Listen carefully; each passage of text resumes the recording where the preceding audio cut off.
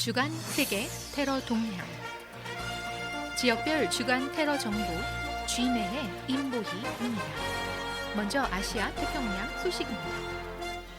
미국 뉴욕시경 NYPD는 2021년 1월에서 5월 발생한 아시아인 대상 중호 범죄가 총 87건으로 동기 20건 대비 335% 증가했다고 발표했습니다. 총격 사건도 564건으로 전년도 같은 기간 318건 대비 77.4% 늘었다고 발표했습니다. 아시아인들이 언어 장벽, 경찰에 대한 불신, 이민 신분 우려 등으로 범죄 피해 신고를 꺼리는 경향이 있어 실제로는 더 많을 것으로 추정된다고 밝혔습니다. 다음은 미얀마 소식입니다. 6월 14일 미얀마의 소수민족 카렌족의 자체 무장 조직인 카렌 민족 방어기구 KNDO가 건설 노동자 등 47명을 납치한 후 25명을 살해했다고 전했습니다. 지난 5월 31일 미얀마와 태국 국경인 마야디 지구 우후 클릭에서 남성 31명, 여성 6명, 어린이 10명 등이 납치됐습니다. 이 가운데 시체 7구는 6월 11일에 나머지 18구는 12일에 각각 발견됐습니다. 쿠데타 발생 이후 미얀마 동부 지역에서 분쟁이 번번이 일어나는 등 혼란이 가중되고 있으며 이로 인해 수천 명에 달하는 주민들도 집을 피해 은신처를 찾아 나섰다고 전했습니다. 한편 미얀마 소수민족인 KNDO는 카렌족 자치권 확대를 위해 1947년 이후부터 투쟁해 왔습니다. 특히 KNDO는 군사 정권에 강력히 반기를 든 민족 무장단체 중 하나로 꼽힌다고 전했습니다. 다음은 아프간 소식입니다. 아프간 정부는 미군이 지난 5월 1일 아프가니스탄에서 공식 철수를 시작하자 탈레반이 국토 전역에 걸쳐 공격을 강화하고 있어 아프간 내 5개 이상의 지구와 수십 개의 군사 거점을 잃었다고 발표했습니다. 탈레반은 최근 공격은 아프간 정부군의 군사 작전에 대한 방어적 대응이라고 주장했습니다. 한국 외교부는 아프가니스탄 주둔 미군 철수 시작 이후 아프간 정부에 대한 탈레반의 공격이 격화됨에 따라 우리 교민들에게 오는 20일까지 조속 철수할 것을 강력히 요청했다고 전했습니다. 체류 중인 국민은 소수로 복수 국적자로 추정됩니다. 아프간은 여행 금지 국가로 지정됐으며 사증을 발급하고 있습니다. 다음은 중동 북아프리카 시리아 소식입니다.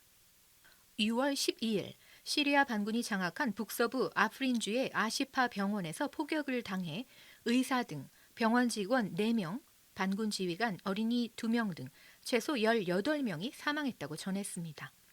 폭격이 이 지역 여러 곳을 겨냥했고 대부분 사망자가 공격받은 병원에서 발생했습니다. 폭격은 친이란, 친정부 민병대가 있는 알레포 북부에서 시작된 것으로 관측됐습니다. 이 지역 인근에는 터키와 대립각을 세우고 있는 쿠르드 민병대도 상주하고 있으며 정부군과 반군은 지난해 3월 러시아와 터키의 중재로 휴전에 합의했으나 여전히 곳곳에서 소규모 교전을 이어가고 있는 것으로 보입니다. 지난 10일에도 반군이 점검한 북서부 이들립의 공격을 단행 12명이 사망했습니다. 시리아에서는 2011년 발발한 내전으로 지금까지 50만 명가량이 사망했다고 전했습니다. 다음은 예멘 소식입니다. 6월 11일 남부 아부얀주 분리주의 세력이 폭탄 공격을 받아 전투원 7명이 사망하고 민간인을 포함한 28명이 부상을 당했습니다. 전투원을 태운 트럭이 시장을 지나려고 할 때 폭탄을 장작한 오토바이가 돌진했다고 전했습니다. 이번 폭탄 공격은 분리주의 세력의 구심점인 남부과도위원회 STC의 한 관리가 아덴에서 피살된 지 수시간 뒤 벌어졌습니다. 이들 공격의 배후는 아직 나타나지 않고 있습니다.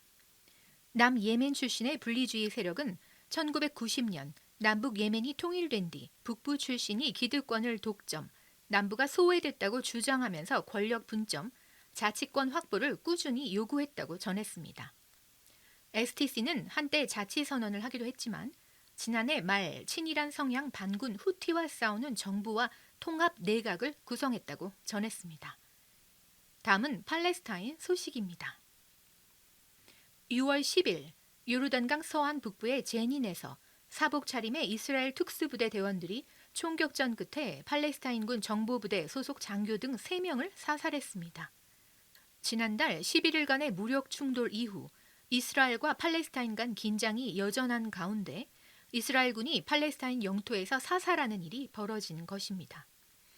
이스라엘군 IDF는 과거 자국 국경 수비대원들에게 총격을 가한 팔레스타인 이슬라믹 지하드, 즉 PU 대원 검거 작전 중 먼저 총격을 받고 응사했다고 밝혔습니다.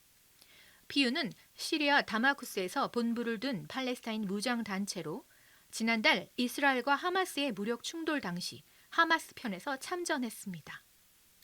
이스라엘군과 팔레스타인 자치정부 PA 보안군은 절차와 규정에 따라 협력하며 대체로 충돌을 피하지만 팔레스타인 군인들이 적극적으로 개입했다는 점에서 이번 사건은 이례적이라고 전했습니다. 다음은 나이지리아 소식입니다.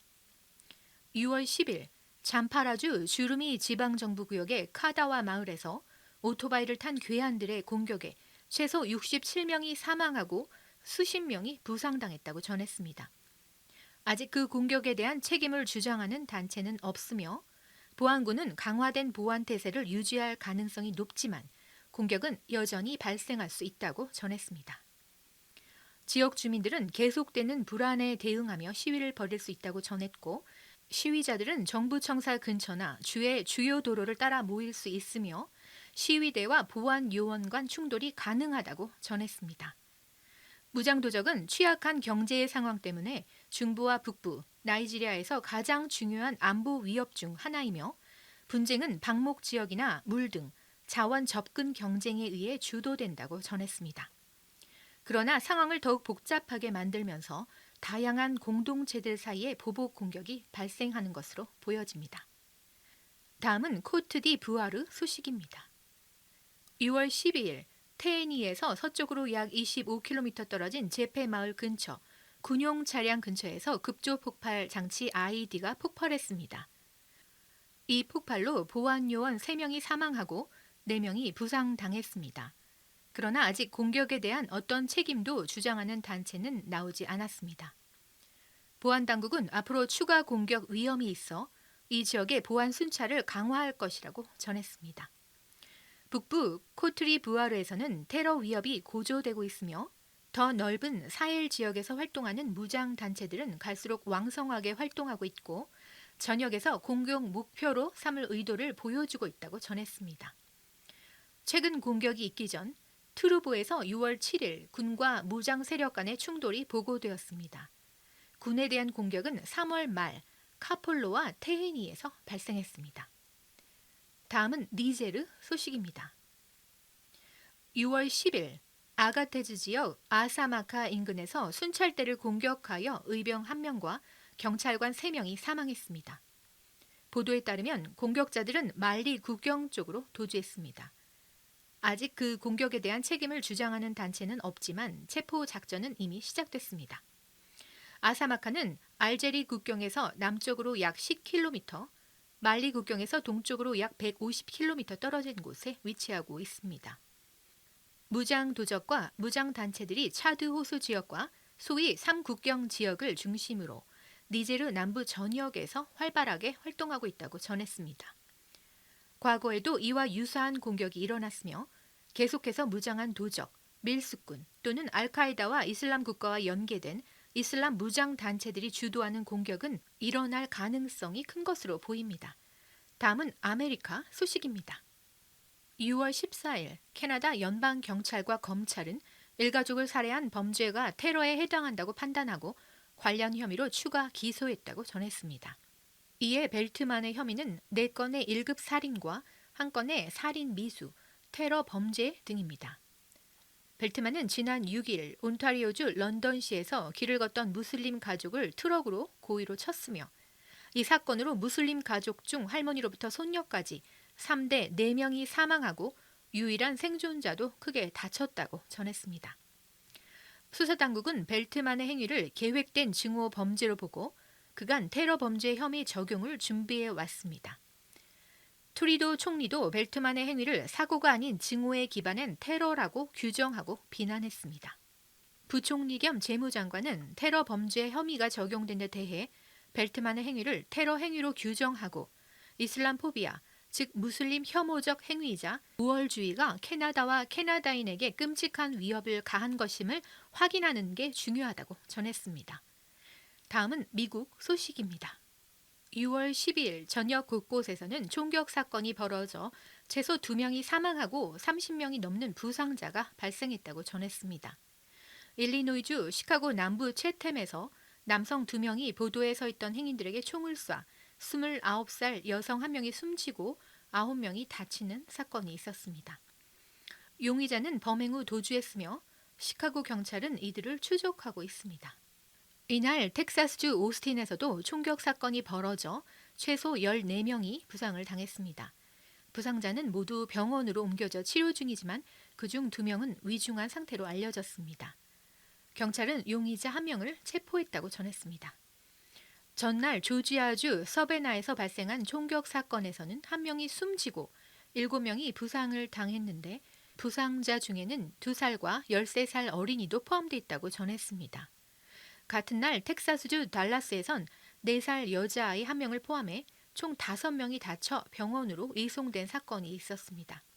최근 크고 작은 총기 사고가 잇따르자 그동안 코로나19 봉쇄 조치로 억눌렸던 총기 범죄가 방역 지침 완화 이후 급증하는 것이 아니냐는 우려가 나왔습니다. 총기폭력 비영리 연구단체 역시 총기 난사 사건이 올해만 267건이나 발생했다고 발표했습니다. 다음은 유럽, 러시아, 먼저 프랑스 소식입니다.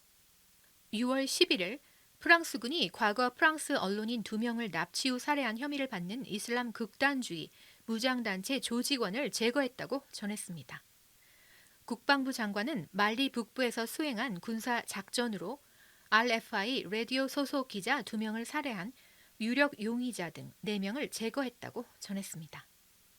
두 기자는 2013년 11월 투아레그족 분리 독립을 주장하는 반군 단체인 아자와드 전국 해방운동 MNLA 대변인을 인터뷰한 뒤 그의 집 앞에서 무장 괴한들에게 납치됐고 숨진 채 발견됐다고 전했습니다.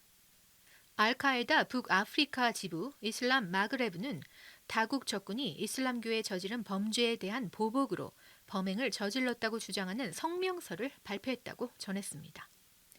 다음은 스위스 소식입니다.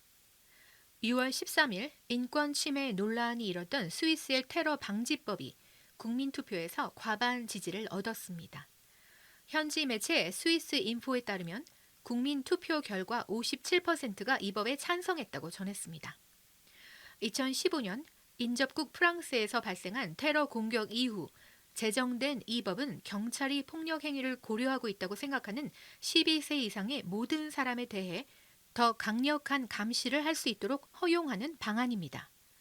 또한 그들의 움직임을 제한하며 신문도 할 수 있도록 했고 법원의 명령으로 15세 이상 잠재적 범죄자를 최대 9개월 동안 가택연금할 수 있도록 했다고 전했습니다.